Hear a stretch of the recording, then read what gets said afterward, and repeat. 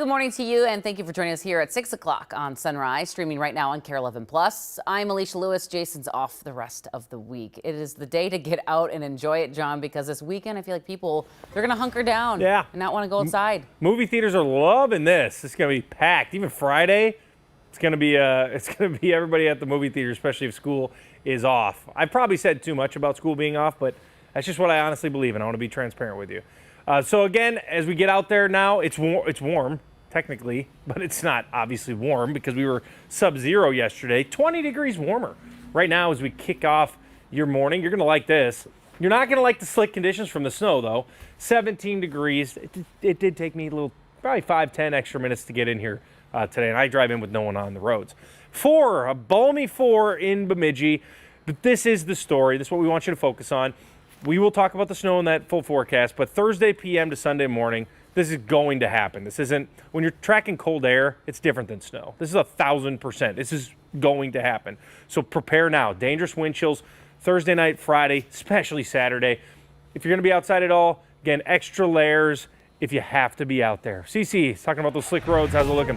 Yeah, good morning. 6:02, taking a look here at the traffic flow map. Things are looking good traffic flow wise. The slick conditions not impacting that, but we are seeing the slick conditions causing some issues out there on the road. They're clearing up this jackknife semi situation just south of Elko New Market on I-35 southbound.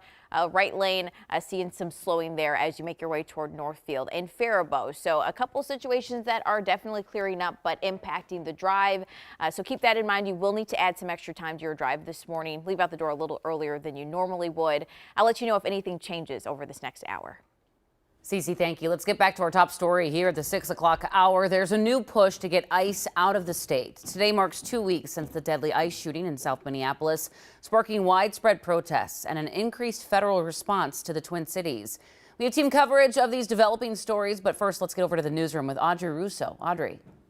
Yeah, Alicia, lawmakers and the attorney general this morning will accuse the president of weaponizing the feds to undermine Americans' First Amendment rights. Specifically, they claim the Trump administration is shielding ICE officers from consequences when they use force against protesters. Now, today's presser adds to the dozens we've covered, frankly, in the last 2 weeks dealing with ICE and constitutional rights. Like this one yesterday, where a group of police chiefs argued that ICE officers are harassing and racially profiling people in their neighborhoods, including their own officers.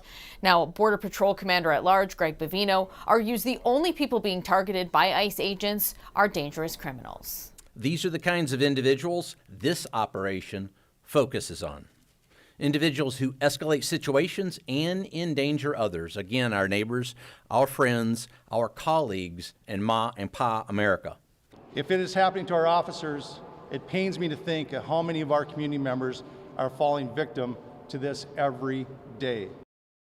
Now, President Trump, on the other hand, is admitting that ICE officers sometimes make mistakes. And I'll have more on his comments about that and on the shooting death of Renee Good coming up in 30 minutes. But for now, I'll send things back to you. All right, we'll check back then. Thank you, Audrey. Now, we've learned that Vice President J.D. Vance will be making a stop in Minneapolis tomorrow. A source is telling NBC News that Vance is coming to meet with local leaders and community members for a roundtable discussion. They haven't said who that would be involved with just yet, but this comes as the Justice Department is looking into the offices of some of our local leaders. Megan McPherson is joining us now with a breakdown of this latest legal action. Megan.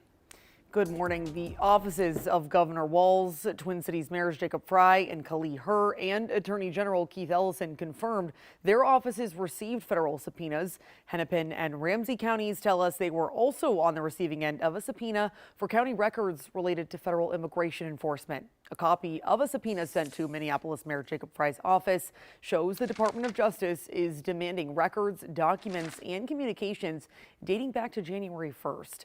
Prosecutors are specifically seeking anything tied to federal immigration enforcement, including records that could show refusal to assist immigration officials.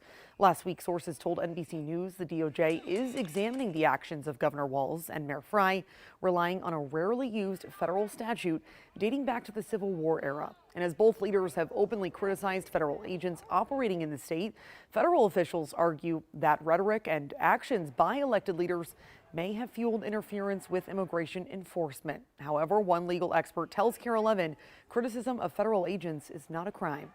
It's that collusion and corruption between elected officials and these anarchists that are intent on creating violence for law enforcement. There's no evidence that the mayor, the governor, or anyone else has encouraged anyone to commit a crime against a federal agent. Rhetoric that strongly condemns the federal law enforcement operations in this state is First Amendment protected speech. In a statement Tuesday, Walz called the DOJ investigation a, quote, partisan distraction, while inviting President Trump to see the state to see Minnesota's values in action. I'll share a legal expert's take on those claims and if they hold up under the law in about 30 minutes. Megan, thank you. Well, in just hours, a class action lawsuit against ICE and the Department of Homeland Security will be back in a St. Paul courtroom. The U.S. government is appealing the judge's decision in this case, ruling that ICE can no longer use chemical irritants on protesters that are not breaking the law. The judge reiterated the First Amendment protects the rights to peacefully observe and record law enforcement officers. Well, this morning, a major visa freeze is now in effect, suspending immigrant visa processing from 75 countries, including Somalia, Russia, and Laos. The State Department says that no immigrant visas are being revoked, saying this only puts a pause on immigrant visa applications. The Trump administration is accusing migrants from these, quote, high-risk countries of abusing the American welfare system. The freeze does not apply to tourist visas. All right, 6:07. Let's give you a live look from Switzerland. That looks like the back of President Donald Trump getting off of Air Force One in Switzerland. He was delayed after an electrical issue forced Air Force One to turn around last night. According to the White House, the plane returned to Joint Base Andrews in Maryland out of an abundance of caution. Trump boarded then a different plane just after midnight. Today, he's going to be addressing the World Economic Forum, and we, of course, are going to have more on his visit at 6:45. Looks like he's getting on a helicopter as we speak. Well, new overnight, after months of debate, Robbinsdale area schools has approved their final deficit plan to fix a $20 million budget error. Now, this includes closing 2 elementary schools, 1 middle school, and eliminating a middle school magnet program. The board also voted on school boundaries to move students into those schools. Other changes and cuts are expected.